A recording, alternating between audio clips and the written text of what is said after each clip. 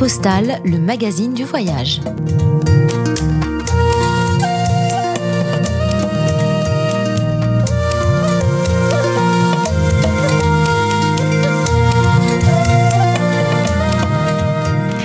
Au Moyen-Âge, des hommes, le plus souvent, voyagent pour des raisons variées. Parmi celles qui viennent en premier à l'esprit, il y a le commerce, la religion, la foi, la conquête. Mais certains hommes l'ont fait aussi par soif de découvrir le monde, ses richesses et ses mystères. Parmi les grands voyageurs du monde médiéval, tout le monde a en tête Marco Polo. Marco Polo, c'est à la fin du XIIIe, début du XIVe siècle. Et bien sûr, on pense à son livre des merveilles. Et bien ce matin, je vous propose de partir sur les traces de celui que l'on appelle le Marco Polo juif et qui l'a précédé d'un siècle, d'un peu plus d'un siècle d'ailleurs. Il s'agit de Benjamin de Tudel. Et pour nous guider sur les pas de cet homme, j'ai le grand plaisir d'être en compagnie d'Ariel Danan. Bonjour Ariel. Bonjour. Alors Ariel, vous êtes le directeur du département culturel et universitaire de l'Alliance israélite universelle et les auditeurs vous connaissent bien parce que tous les vendredis à 10h15, eh bien vous présentez les grands maîtres du judaïsme. Vous les connaissez bien, ces grands maîtres du judaïsme. Est-ce que vous diriez que Benjamin de Tudel, dont on ne connaît pas grand-chose en vérité dans sa vie personnelle, est-ce que vous diriez que c'est un des grands maîtres du judaïsme ? Alors, en fait, je ne peux pas répondre à cette question parce que nous avons si peu d'informations sur Benjamin de Tudel qu'il est très difficile de conclure. Maintenant, il est évident qu'il a une très grande culture, qu'il a énormément de connaissances. Nous allons le voir en parlant de son voyage, évidemment. Nous savons très peu de choses sur lui, finalement. Il est né en Navarre, à Tudel, en 1130. Et à l'époque, la Navarre est chrétienne, contrairement au reste de l'Espagne, qui est en grande partie musulmane. Et ce qui est sûr sur la formation de Benjamin de Tudel, sur ses connaissances, c'est qu'il connaît à la fois les deux mondes, les mondes chrétiens et le monde musulman. Et c'est ce qui va tellement l'aider dans son magnifique voyage. Alors qu'il ait reçu une formation de rabbin, de lettré, probablement, oui.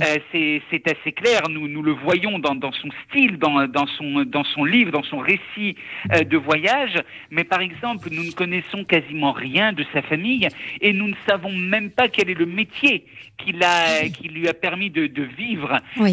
Au XIIe siècle en Navarre, à Tudel. Alors, quand on lit son livre, on se demande, on sait qu'il s'intéresse beaucoup à la teinturerie.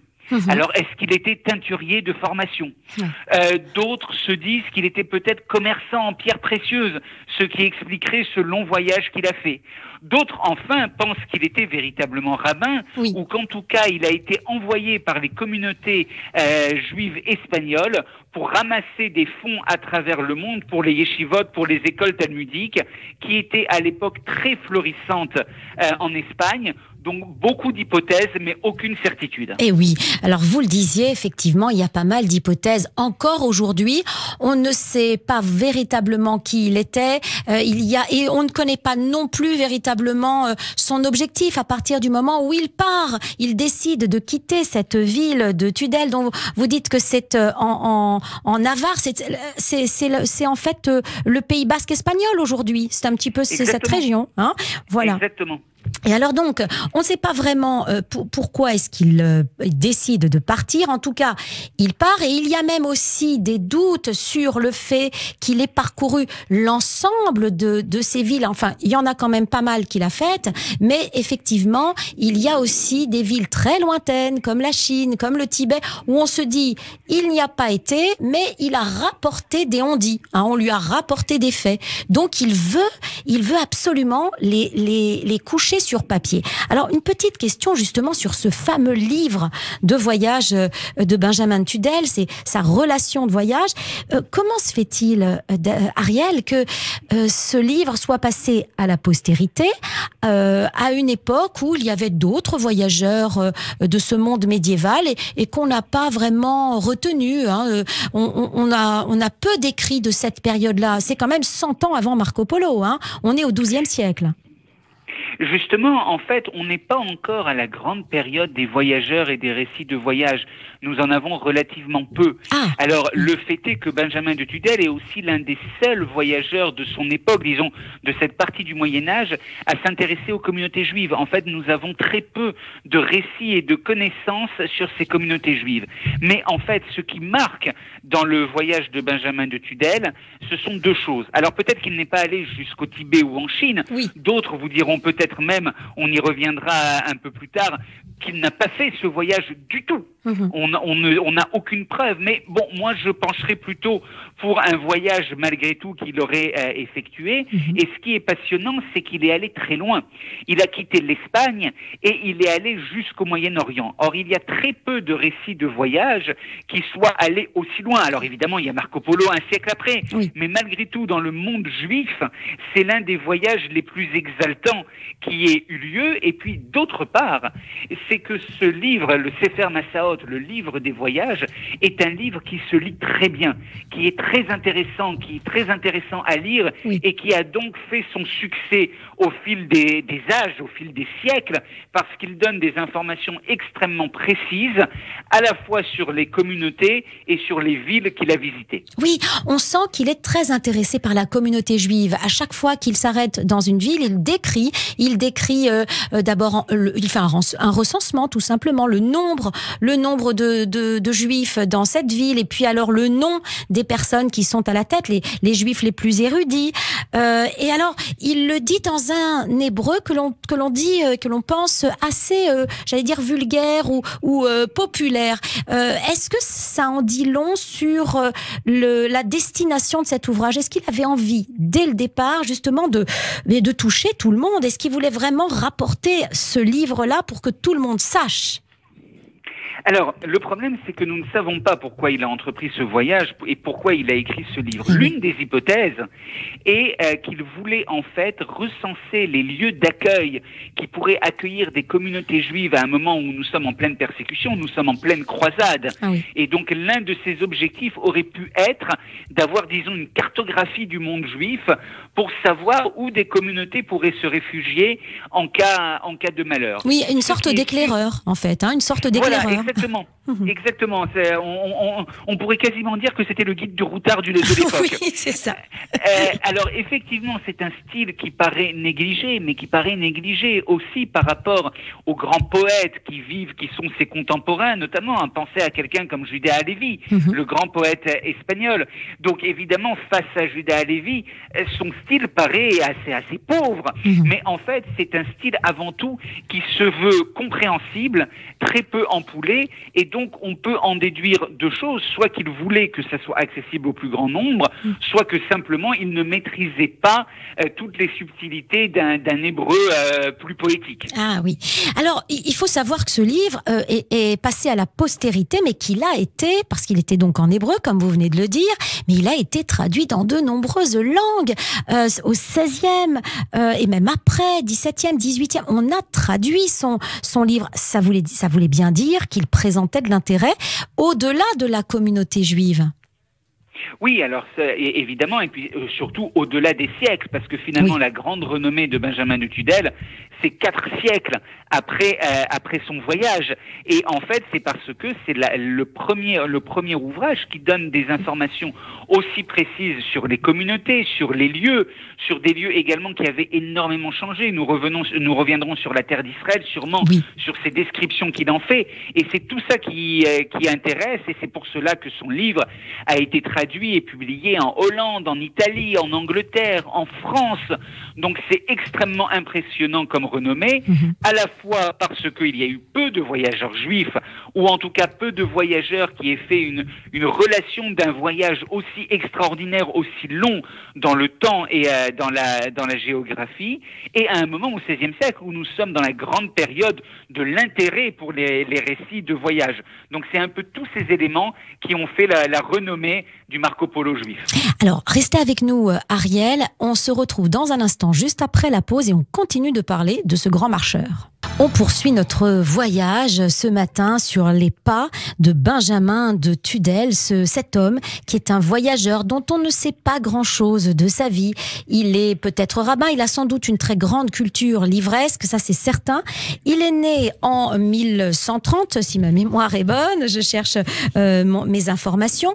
Et c'est un homme, c'est bien ça, 1130, et c'est un homme que nous fait découvrir Ariel Danan. Ariel Danan qui est le directeur du département culturel et universitaire de l'Alliance israélite universelle. Alors, Ariel, ce voyage, même s'il a été peut-être contesté pour certaines étapes, il a bien eu lieu. Il a eu lieu pendant 10 ans. C'est un homme qui a quitté son pays pendant près de 10 ans et qui a fait tout le pourtour méditerranéen, finalement. Est-ce que vous pourriez nous donner les villes, les grandes villes qu'il a parcourues avant d'entrer dans le détail? Alors, de ce qu'il dit lui-même, il y aurait 300 villes qu'il aurait visitées. Et donc, lorsqu'il quitte sa terre natale, il va commencer, évidemment, c'est un chemin extrêmement logique qu'il va poursuivre. Il va d'abord continuer en Espagne, à Saragosse, en Catalogne.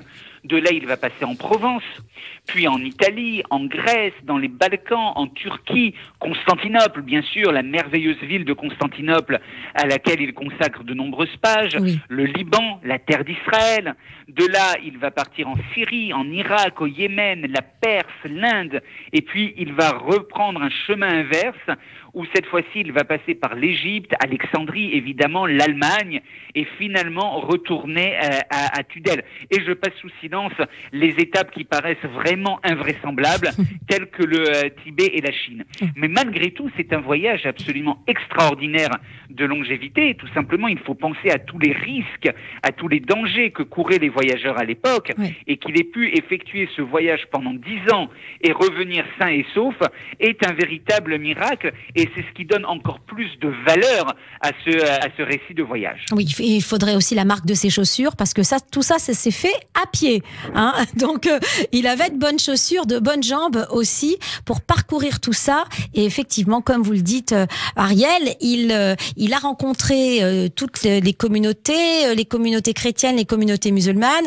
Il fallait aussi composer peut-être avec des étrangers, parce qu'à l'époque, eh bien, il ne savait pas grand-chose. Tant qu'il est en Europe, bon, on peut imaginer que le mode de vie des communautés juives et d'autres communautés sont un peu semblables. Mais après, quand il arrive déjà en Terre Sainte, c'est très nouveau pour lui. Hein. Donc son rapport de voyage va être vraiment quelque chose d'extrêmement précieux, un document extrêmement précieux. Alors, qu'est-ce que on va apprendre justement des communautés juives qu'il va rencontrer?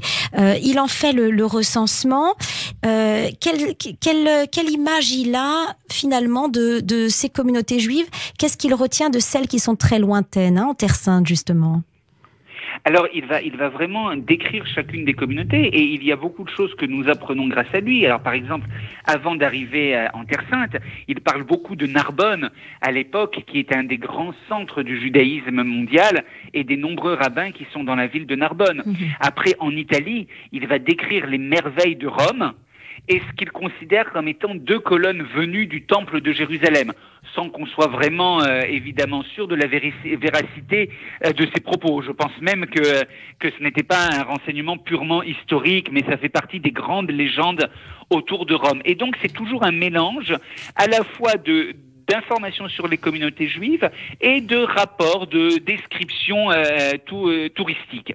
Et donc, quand il arrive en Terre Sainte, il va décrire de manière extrêmement précise les villes, les lieux, la Galilée avec toutes les tombes de rabbins, notamment de rabbins du Talmud. Il va également consacrer beaucoup de pages à Jérusalem. Ce qu'il ne faut pas oublier, c'est qu'à l'époque, il y a relativement peu de juifs en Terre Sainte, en terre d'Israël. Et donc, ce qu'il veut surtout, c'est établir le lien entre ce que nous lisons dans la Bible et ce qu'il voit lui-même en terre d'Israël. Et il va localiser les lieux de pèlerinage, il va à Hebron pour voir les tombes de nos patriarches, il va aller à Ramleh, il va aller sur les tombes de différents prophètes. Et En fait, quand il arrive à Jérusalem, il est relativement déçu. Oui. Notamment, nous voyons bien que les descriptions qu'il fait, particulièrement de Constantinople et de Bagdad, sont beaucoup plus enthousiastes, parce que, ou même de Damas, qui est alors l'une des merveilles d'urbanisme de l'époque. Et en fait, pour Jérusalem, il s'intéresse avant tout, évidemment, aux lieux historiques. Et là, je ne peux m'empêcher de vous citer un très court extrait à propos du tombeau de David, parce que c'est à la fois un mélange d'informations, de légendes, et ça donne également une idée de la langue, même si c'est traduit en français, de la langue qu'il utilisait. Et donc, Benjamin de Tudel écrit, il y a 15 ans, qu'un des murs du temple que j'ai dit être sur la montagne de Sion croula.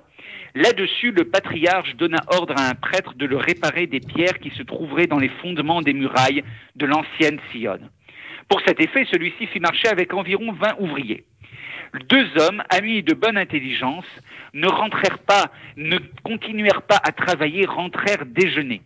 Étant revenus plus tard, l'inspecteur de l'ouvrage leur demanda la raison pour laquelle ils étaient venus si tard, auquel ils répondirent qu'ils récompenseraient cette heure de travail par une autre. Donc vous voyez que les relations de travail n'avaient pas beaucoup changé, n'ont pas beaucoup évolué depuis le XIIe siècle. Oui, c'est vrai. Je continue le texte. Pendant donc que le reste des ouvriers furent à dîner et que ceux-ci faisaient le travail qu'ils avaient promis, ils levèrent une pierre qui levait l'ouverture d'un antre et se dirent l'un à l'autre, voyons s'il n'y a pas là-dessous quelques trésors cachés. Après y être entrés, ils avancèrent jusqu'à un palais, soutenu par des colonnes de marbre et couvert de feuilles d'or et d'argent. Au-devant, il y avait une table avec un sceptre et une couronne dessus. C'était là le sépulcre de David, roi d'Israël. Oui. Et donc, vous voyez... Oui, allez-y, je vous en prie. Vous voyez, avec cette description, ce ne sont pas des choses qu'il a vues lui-même, il s'agit de légendes qu'on lui a rapportées. Il dit même qui est la personne qui lui a raconté, mais c'est ce qui fait toute la richesse, au-delà de l'intérêt historique, certaines fois un peu vacillant, du travail de Benjamin de Tudel. C'est ce qui fait toute la richesse de son livre, où il y a à la fois ses propres descriptions, des légendes qu'on lui rapporte, des récits en tout cas qu'on lui rapporte, et cela donne quelque chose d'extrêmement vivant. Oui, parce qu'il faut préciser, Ariel, que Benjamin de Tudel le dit lorsqu'il n'a pas observé de ses yeux une scène, une anecdote, etc. Il précise qu'on lui a rapporté tel et tel événement. Donc il y a une véritable honnêteté quand même dans ses propos. N'est-ce pas ? Oui, il y a une véritable honnêteté, sauf pour ceux, encore une fois, qui considèrent qu'il n'a jamais fait ce voyage. Oui. Il y a quand même une école historique qui considère qu'il n'a pas fait ce voyage, mais en tout état de cause, c'est un récit extrêmement crédible. On le voit parce que sur le plan géographique, il suit une route extrêmement précise et logique, et il est assez difficile d'imaginer qu'il aurait pu avoir autant de connaissances sans faire au moins une grande partie du voyage lui-même. Il ne fait pas d'erreur sur des noms de lieux qu'il ne pouvait pas connaître avant. Il ne fait pas d'erreur sur les distances aussi qu'il parcourt entre telle et telle ville. Il donne le nombre de journées de marche. Et puis, au Moyen-Âge même, on n'a jamais douté de son livre. Parce que si on avait douté de son livre, pourquoi alors l'avoir traduit dans autant de langues ? Alors, effectivement, il n'y a pas d'erreur grossière. Il y a souvent des inexactitudes, mais après tout, ce n'est pas non plus inconcevable. Le problème, en fait, c'est qu'au-delà de la véracité, même, disons, s'il n'était pas vrai, et c'est la thèse de certains historiens aujourd'hui qui disent qu'il n'a jamais voyagé, le travail intellectuel qu'il a fait pour concevoir cet ouvrage a au moins autant de valeur. Donc, véritablement, nous ne savons pas, moi, personnellement, je pense qu'il a effectué ce voyage, mais nous n'avons aucune certitude. Il n'y a pas de preuve, forcément, oui. Il n'y a pas de preuve forcément, il n'y a pas de preuve immédiate, définitive. Mais en tout état de cause, son livre a une valeur absolument inestimable. Oui, alors vous le disiez tout à l'heure, il a été vraiment très impressionné par la Perse, par des villes comme Bagdad et puis par Constantinople également, un peu déçu par Jérusalem. Il parle de Bagdad, de Damas et de Constantinople comme des villes lumières. Hein. C'est là que tout se passe à l'époque. Comment est-ce qu'on sait comment les Juifs vivaient, comment les communautés juives vivaient à ce moment-là ? Alors, c'est évidemment, c'est le Moyen-Orient qui va véritablement le plus l'impressionner. Bagdad, Damas, la Perse, également Alexandrie. Oui. Et il va parler des communautés juives, mais il va s'intéresser aussi aux villes elles-mêmes. Et par exemple, je pense à Alexandrie en Égypte, où là, il fait une relation extrêmement précise des communautés juives, et notamment du fait qu'il y a deux communautés juives en fait. Une communauté qui est d'origine babylonienne, donc une autre communauté qui vient directement de terre d'Israël, et il marque bien cette différence entre les deux communautés. Il va parler également beaucoup des Juifs de Bagdad, la ville qui l'impressionne le plus, la ville qui brille de mille feux, Oui. et il parle également de la communauté juive, où là notamment, il fait un récit très précis de l'organisation communautaire, avec l'exilarque ou le Naguide, qui est le dirigeant de la communauté, le chef de la diaspora finalement, et donc il donne des renseignements extrêmement précis sur la manière dont ces communautés juives vivaient et étaient florissantes. Merci beaucoup, Ariel. Est-ce qu'on peut le trouver, son livre, aujourd'hui ? Alors on peut le trouver en bibliothèque, on peut en trouver de larges extraits sur Internet, et vraiment je conseille à tous nos auditeurs de le lire. C'est un témoignage absolument passionnant. En tout cas, cet été, si on ne peut pas aller trop loin, puisqu'on nous interdit de voyages lointains, eh bien, on va pouvoir y aller avec Benjamin de Tudel. Merci beaucoup, Ariel, d'avoir été avec nous. Je rappelle que vous êtes le directeur du département culturel de l'Alliance israélite universelle. À bientôt. Au revoir. À bientôt. Au revoir. Carte postale, le magazine du voyage.